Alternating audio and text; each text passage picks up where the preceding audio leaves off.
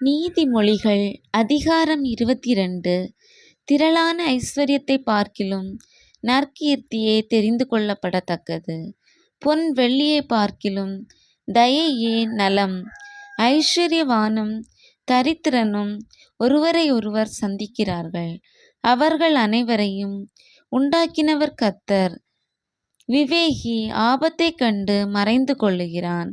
பேதைகள் நெடுகப் போய் தண்டிக்கப்படுகிறார்கள். தாழ்மைக்கும் கர்த்தருக்கு பயப்படுதலுக்கும் வரும் பலன் ஐஸ்வர்யமும் மகிமையும் ஜீவனுமாம். மாறுபாடுள்ளவனுடைய வழியிலே முள்ளுகளும் கண்ணிகளும் உண்டு. தன் ஆத்துமாவை காக்கிறவன் அவைகளுக்கு தூரமாய் விலகிப் போவான். பிள்ளையானவன் நடக்க வேண்டிய வழியிலே அவனை நடத்து. அவன் முதிர் வயதிலும் அதை விடாதிருப்பான். ஐஸ்வர்யவான் தரித்திரனை ஆளுகிறான். கடன் வாங்கினவன் கடன் கொடுத்தவனுக்கு அடிமை. அநியாயத்தை விதைக்கிறவன் வருத்தத்தை அறுப்பான். அவன் உக்கிரத்தின் மிலாறு ஒழியும். கருணை கண்ணன் ஆசீர்வதிக்கப்படுவான். அவன் தன் ஆகாரத்தில் தரித்திரனுக்கு கொடுக்கிறான்.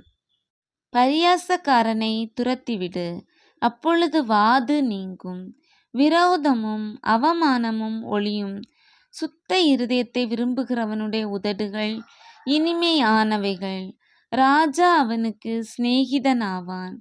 கர்த்தருடைய கண்கள் ஞானத்தை காக்கும்.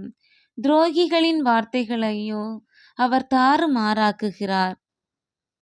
வெளியிலே சிங்கம், வீதியிலே கொலை உண்பேன் என்று சோம்பேறி சொல்லுவான். பரஸ்திரியின் வாய் ஆழமான படுகுழி.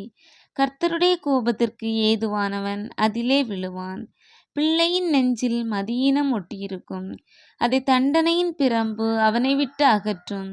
தனக்கு அதிகம் உண்டாக தரித்திரனை ஒடுக்குகிறவன் தனக்கு குறைச்சல் உண்டாகவே ஐஸ்வர்யவானுக்கு கொடுப்பான். உன் செவியை சாய்த்து ஞானிகளுடைய வார்த்தைகளை கேட்டு என் போதகத்தை உன் இருதயத்தில் வை. அவைகளை உன் உள்ளத்தில் காத்து அவைகளை உன் உதடுகளில் நிலைத்திருக்க பண்ணும்போது அது இன்பமாயிருக்கும். உன் நம்பிக்கை கர்த்தர் மேல் இருக்கும்படி இன்றைய தினம் அவைகளை உனக்கு தெரியப்படுத்துகிறேன். சத்திய வார்த்தைகளின் யதார்த்தத்தை நான் உனக்கு தெரிவிக்கும்படிக்கும் நீ உன்னை அனுப்பினவர்களுக்கு சத்திய வார்த்தைகளை மறுமொழியாக சொல்லும்படிக்கும் ஆலோசனையும் ஞானத்தையும் பற்றி நான் உனக்கு முக்கியமானவைகளை எழுதவில்லையா? ஏழையாய் இருக்கிறான் என்று ஏழையை கொள்ளையிடாதே.